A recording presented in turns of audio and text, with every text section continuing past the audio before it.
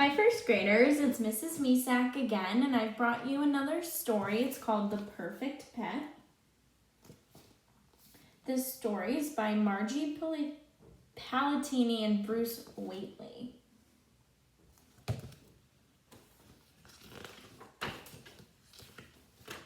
Elizabeth really wanted a pet. Her parents really did not. They gave her a plant instead.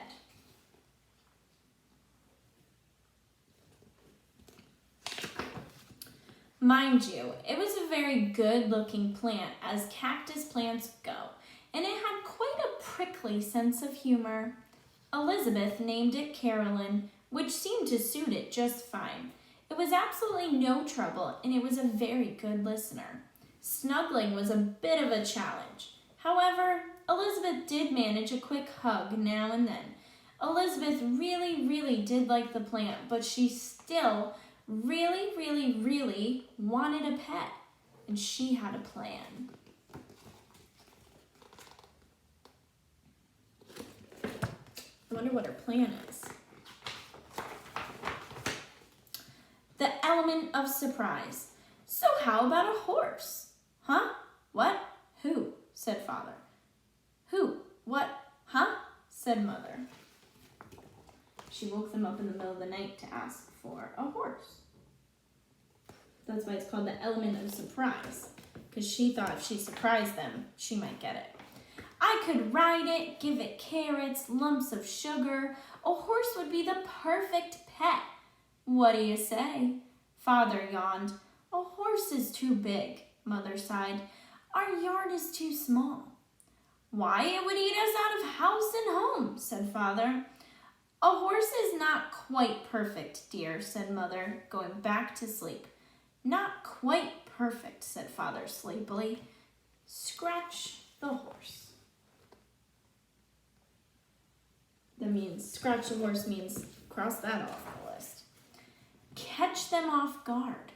What about a dog? Huh? What? Who? Said Father as he stood in front of the mirror shaving. Who? What? Huh? Said Mother, peeking from behind the shower curtain and dripping soapy water.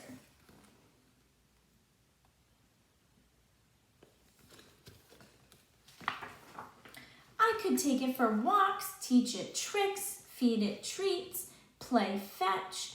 A dog would be the perfect pet. What do you think? Father spit his shaving cream. Dogs bark. They're much too loud. Mother grabbed a towel. They jump all over the furniture. A dog is not quite perfect, Elizabeth, said Father as he shaved. Not quite perfect, called Mother from the shower. Forget Fido. That's what she would name her dog.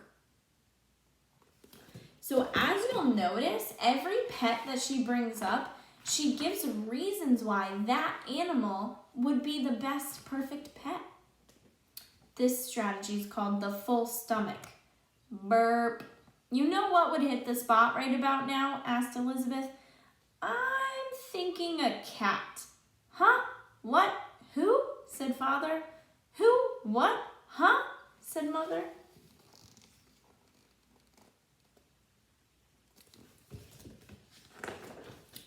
A cat could lick the plates, curl up in my lap, drink leftover milk, and we would always know what to do with all that extra string. A cat would be the perfect pet. So, how about that? Father picked up the newspaper. Cats scratch. Mother cleared the table. Cats shed all over the place. A cat is definitely not the perfect pet, said Father. Achoo! I'm sneezing already, said Mother.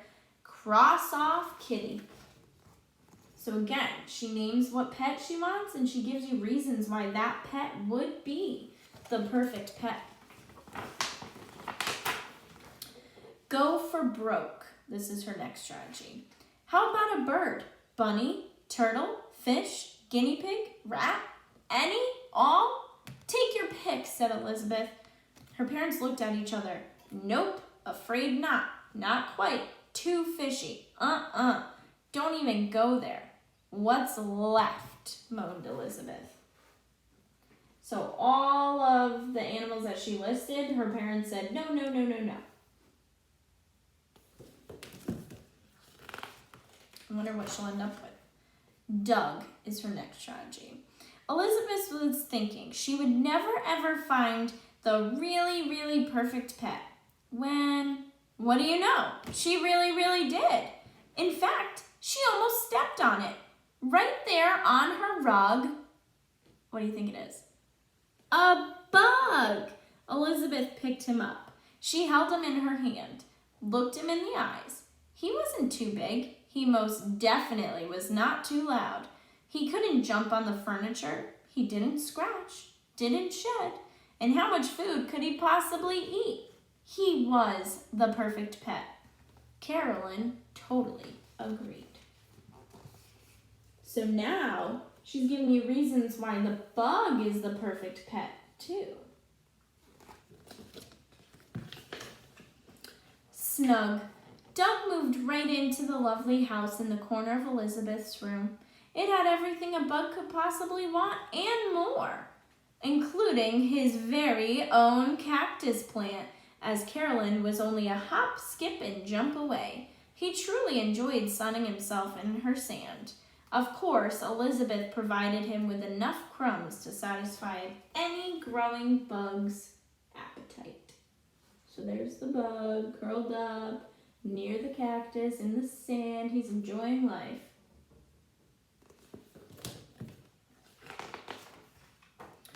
As expected, their relationship was a tad different than the usual. Doug could not give Elizabeth a pony ride. She could not take him for a walk. He could not catch a ball or fetch, no matter how many times they practiced. And try as he might, Doug just couldn't get the hang of playing with string. But he was very helpful with homework. He always knew where to put a decimal or a period, and he loved snuggling up with Elizabeth each night for a story.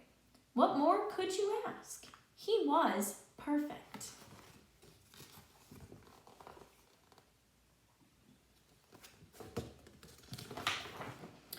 Unsnugged. With all those crumbs and plenty of sun, Doug grew by leaps and bounds. He was one big, healthy bug, and then some. The only trouble really came one Saturday morning, many weeks later. Elizabeth's mother came into her bedroom to get the laundry, and there's a bug in that bed, she screamed. Uh-oh. I don't know what's gonna happen. A bug, shouted Father, ready to swat. That's Doug, said Elizabeth very protectively. He's my pet. Her parents looked at each other. Pet? Pet, said Elizabeth, just like you wanted. He's not big like a horse. He isn't loud like a dog. He doesn't jump on furniture, scratch, or shed, and he hardly eats anything. But a bug? Asked Father. A bug? Repeated Mother.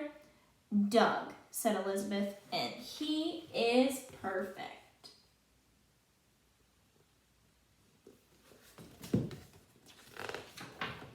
One big happy family. Think we should have said yes to the dog? Whispered Father to Mother. Mother shrugged. I don't know. We have more room on the couch with the bug. Elizabeth smiled and tossed Doug a piece of popcorn. That is the end of the story, The Perfect Pet. I guess I'm kind of surprised that after all those pets that she named, she ended up with a bug and she thinks he's perfect. So that was her perfect pet. Enjoy.